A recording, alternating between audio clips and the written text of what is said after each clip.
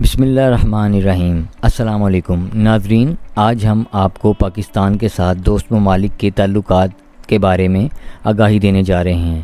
پچھلے کافی عرصے سے ہمارے دوست ممالک کی طرف سے انٹرنیشنل سطح پر پیغامات دیے جا رہے ہیں کہ ملک میں اسٹیبلٹی پیدا کریں۔ سعودی سفیر نے صاف اور واضح پیغام دیا ہے کہ اپنے ملک میں سیاسی استحکام پیدا کریں، لیکن سوال یہ ہے کہ ملک میں سیاسی استحکام کیسے پیدا کیا جا سکتا ہے۔ یہ بات تو روز روشن کی طرح عیاں ہے کہ ملک میں سیاسی استحکام الیکشن کے بغیر ممکن ہی نہیں۔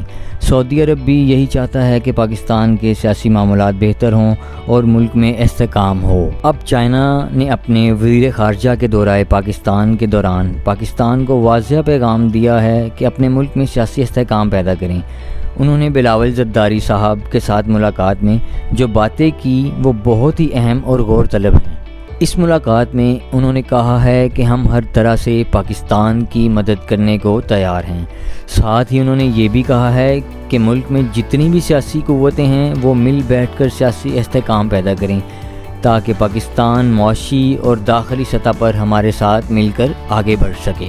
اب بھارت میں ایسا کیا ہوا ہے جو بھارت کے وزیر خارجہ جے شنکر نے ہمارے وزیر خارجہ جناب بلاول زرداری صاحب کو کہا ہے کہ تمہارے پاس پیسے تو ہیں ہی نہیں اور تم ہمارے ساتھ کیسے کھڑے ہو سکتے ہو یا برابری کی بنیاد پر بات کر سکتے ہو؟ تم اس ساری صورتحال میں ہمیں نہ بتاؤ کہ ہمارے دونوں ملکوں کے درمیان کیا معاملات ہیں اور کیا چل رہا ہے، ہم نے کیا کرنا ہے اور کیا نہیں۔ ہم تمہیں جو بتا رہے ہیں کہ تم ایک دہشت گرد ملک ہو۔ اب آپ یہ خود سوچئے کہ جے شنکر نے بلاول کے ساتھ ایسے سخت الفاظ استعمال کیے ہیں جو کوئی بھی گھر آئے مہمان کے ساتھ نہیں استعمال کرتا۔ ساتھ ہی ساتھ اس نے بلاول زرداری کو یہ طعنہ بھی دیا ہے کہ تم لوگ اس قابل ہی نہیں کہ ہمارے ساتھ کھڑے ہو سکو یا مقابلہ کر سکو، کیونکہ تم لوگوں کی تو معیشت کا ہی بیڑا غرق ہو چکا ہے اور تم پہلے اپنی ملک کی معیشت کو درست کرو۔ ایسی گھٹیا باتیں اور حرکتیں ہمارے ملک اور عوام کو قطعی طور پر قابل برداشت نہیں، اور بھارت کی طرف سے گھٹیا پن اور کم ظرفی کی مثال ہمیشہ کی طرح قائم ہے۔ انڈیا نے تو یہ لحاظ بھی نہیں کیا کہ ہمارے ملک میں بلاول بھٹو مہمان ہیں تو اس کی تھوڑی عزت کی جائے۔ ناظرین، اب ہمارے سارے دوست ممالک پاکستان کو یہی کہہ رہے ہیں کہ آپ اپنے ملک میں سیاسی استحکام قائم کریں، اور وہ کس طرح ہوگا؟ صرف الیکشن کے ذریعے۔ یہاں آپ دو چیزیں اپنے ذہن میں رکھیے گا کہ پاکستان میں مارشل لاء کو نہ چائنا اور نہ امریکہ یا ترقی یافتہ دنیا نے قبول کرنا ہے، کیونکہ جب مارشل لاء لگتا ہے تو انٹرنیشنل سطح پر آپ پر پابندیاں عائد ہو جاتی ہیں۔ یورپی یونین آپ سے جی ایس پی اسٹیٹس واپس لے سکتی ہے، پھر کوئی ملک آپ کو پیسہ یعنی امداد یا قرض کچھ بھی نہیں دیتا۔ یہاں آپ کو یہ بھی بتاتا چلوں کہ پاکستان نے جب چائنا سے بات کی تو انہوں نے پوچھا کہ بتائیں آپ کو کیا مسئلہ ہے۔ پاکستان نے کہا کہ ہمیں افغانستان سے دہشت گردی کا بڑا مسئلہ ہے، تو چائنا نے افغانستان کے امیر متقی کو پاکستان بھیجا اور کہا کہ ان کو جا کر یہ یقین دہانی کروائیں کہ آپ کے ملک میں افغانی سرزمین سے نہ دہشت گردی ہوگی اور نہ ہی ان کی سرزمین پاکستان کے خلاف استعمال ہونے دی جائے گی۔ وہ پاکستان آئے اور انہوں نے بلاول سے ملاقات کی اور مکمل یقین دہانی کروا دی۔ چائنا نے بجائے ڈالر دینے کے اس طرح پاکستان کا مسئلہ حل کر دیا۔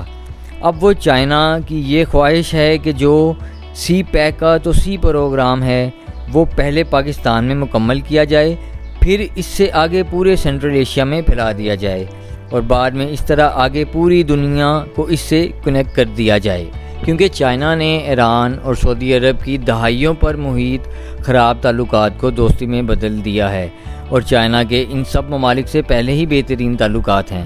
اب ایران کی نظر ہے انڈیا کی چابہار پورٹ کے اوپر کام کیا جائے، اور چائنیز بھی یہی سوچ رہے ہیں کہ ہم ان سب لڑائیوں کو ختم کریں اور سی پیک جیسے انٹرنیشنل پروجیکٹ کو آگے بڑھائیں، تاکہ سی پیک سے لنک سب ملکوں اور خاص کر اس خطے کے غریب عوام کو غربت سے نکالا جا سکے اور سی پیک ممالک کو ترقی یافتہ ممالک کی صف میں کھڑا کیا جا سکے۔ لیکن بہت افسوس سے کہنا پڑتا ہے کہ ہمارے ہاں کچھ اور ہی چل رہا ہے۔ یہاں حکومت میں شامل تمام پارٹیز مل کر یہ طے کرنے میں مصروف ہیں کہ کس طرح چیف جسٹس آف پاکستان اور دیگر ججز کو فائر کر سکتے ہیں اور ملک میں الیکشنز کو روک سکتے ہیں۔ یہ بات تو یقینی ہے کہ اس طرح کی جب صورتحال ہوتی ہے تو مزید لڑائیاں ہوتی ہیں، سیاسی استحکام قائم نہیں ہو سکتا، جس کو چائنا یا باقی دوست ممالک بالکل پسند نہیں کرتے۔ پاکستانی عوام جانتی ہے کہ چائنا سے جو پیسہ لیا ہوا ہے وہ تقریباً 70 ارب ڈالر کے قریب ہے، جبکہ چائنا نے اس پروجیکٹ کے لیے ابھی 200-300 ارب ڈالر پائپ لائن میں رکھا ہوا ہے جو انہوں نے انویسٹ کرنا ہے۔ یہ سب کیسے ہوگا؟ یہ ایک ہی طریقے سے ممکن ہے کہ ملک میں سیاسی استحکام قائم ہو۔ اب انہوں نے آپ کو آپ کے گھر میں آ کر یہ کہہ دیا ہے کہ بھائی اپنے ملک میں سٹیبلٹی قائم کریں۔ اس صورتحال میں اگر آپ نے کسی ملک کو ناراض کر دیا تو آپ کے پاس تو ایک دھیلا بھی نہیں ہے کہ آپ ملک کو چلا سکیں۔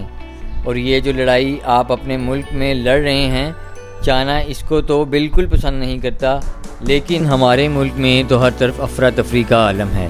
چائنا کو اس وقت وہ حکومت اور سیاسی لیڈر سوٹ کرتا ہے جو ان کے ساتھ کندھے سے کندھا ملا کر کھڑا بھی ہو اور ساتھ چل بھی سکے، اور ان کے نزدیک وہ بندہ صرف عمران خان ہے۔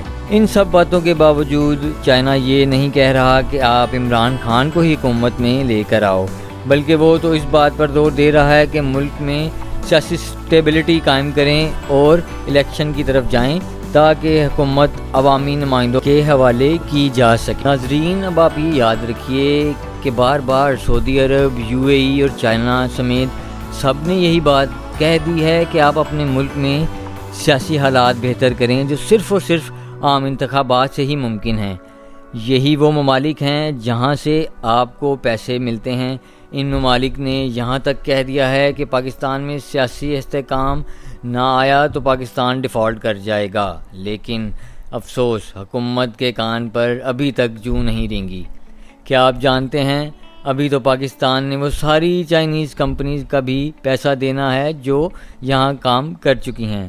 ناظرین، عمران خان کو تو اب کچھ کرنے کی ضرورت نہیں، کیونکہ اس کو اللہ تعالیٰ کی طرف سے غیبی امداد مل رہی ہے۔ عمران خان بھی یہی چاہتا ہے کہ میں تمام دوست ممالک سمیت واشنگٹن سے بھی اپنے تعلقات بہتر کروں۔ ہم نے اب لڑائی نہیں کرنی، لیکن غلامی کسی کی نہیں کرنی، بس تعلقات بہتری کی طرف لے کر جانے ہیں۔ اب آگے کیا ہونے جا رہا ہے ناظرین، اس کے لیے آنے والے ویلاگ کا انتظار کریں۔ شکریہ۔ اللہ تعالیٰ سے دعا ہے کہ وطن عزیز کی غائب سے مدد فرمائے تاکہ ہمارے ملک کی دنیا میں عزت و احترام ہو۔ آمین۔